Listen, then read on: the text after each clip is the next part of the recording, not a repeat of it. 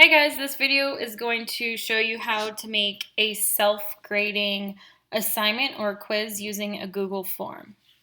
First thing you want to do is open your Google Forms. So we're going to go to New, More, and then Google Forms.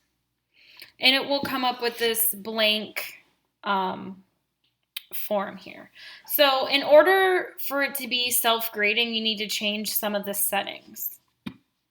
So over here, this wheel is your settings. Click on it.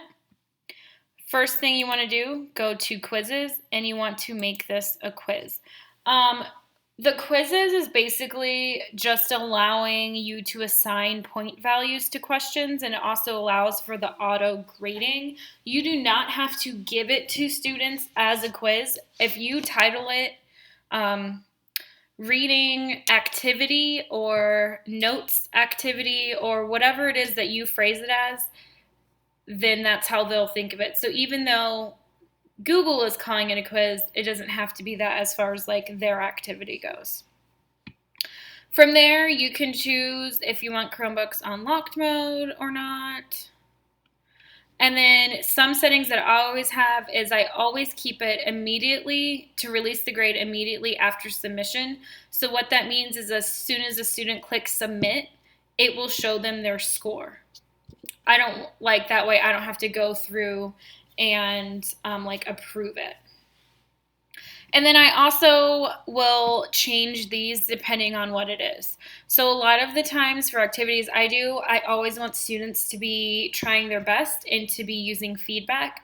So I will not show them the correct answer, but I will show them what questions they missed and what the point value was.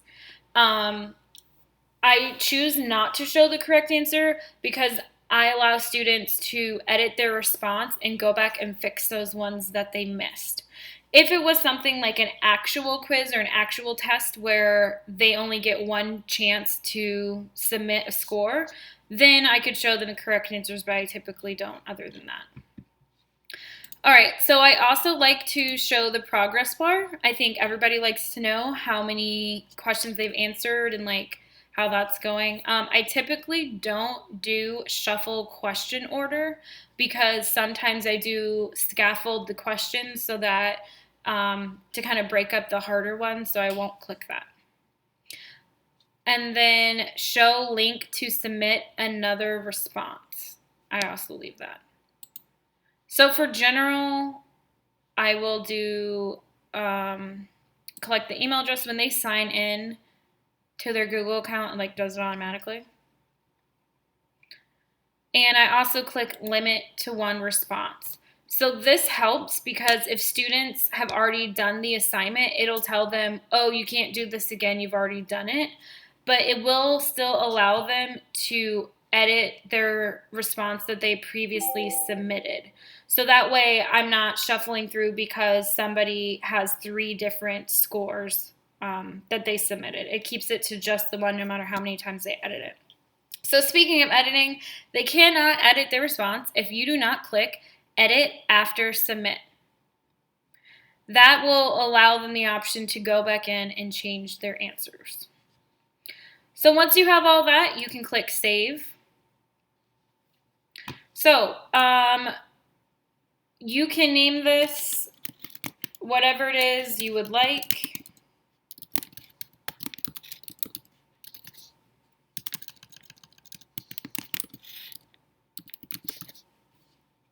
The first question I always ask, and is so important that you ask this question or else you're going to get lost with all the responses, is what is your first and last name? And then I change it to allow a short answer. That way the students can type in whatever it is they want.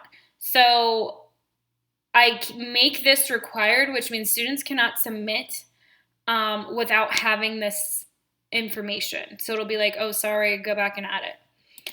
Since they should not get points for just typing in their name, I make sure I change the point value to 0.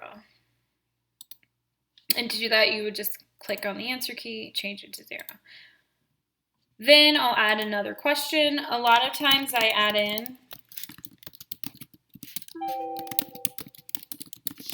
what is your class period. That just helps me kind of like single out which classes need more attention than others. And then I would put the options like first, second, third, and so on for whatever classes you have. And I'm going to keep that one multiple choice.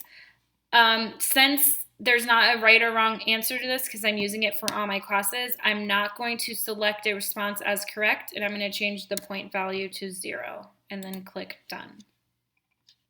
Other questions, you can also ask a question to ask for their student ID number and whatever else. So then I typically add a new section and I can give directions.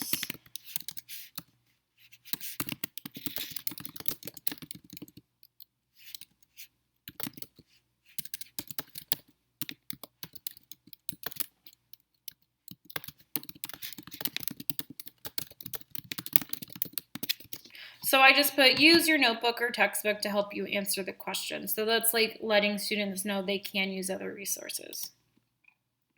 So click on the plus sign to add a question. The first question is going to be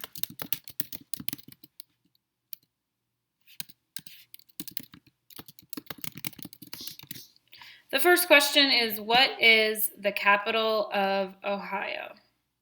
I'm going to leave it multiple choice and I can put Austin, Washington, D.C., Columbus, and I'll put Denver. So in order to select an answer, you're going to go to answer key and you're going to select the answer that is correct. Please be careful because Google Classroom does allow you to have multiple correct answers. If there are multiple correct answers, that's great, but sometimes if you are going too quickly and you accidentally click on 2 and then it'll give points to students who did not get the correct answer. You can also add answer feedback. So for incorrect answers, you could say, look on page 24 of your textbook. Because maybe that's where the answer is. And for the correct answer, you could do nothing, or you could say, great job. This, students will see it when they submit their response. So that way, it's kind of like giving them some help on what to do. When I previously taught math, I would, depending on what the answer choices were, you could say like, don't forget to reduce your fraction, or round your answer to the nearest tenth, or something like that to kind of help them point them in the right direction without them needing direct feedback from you.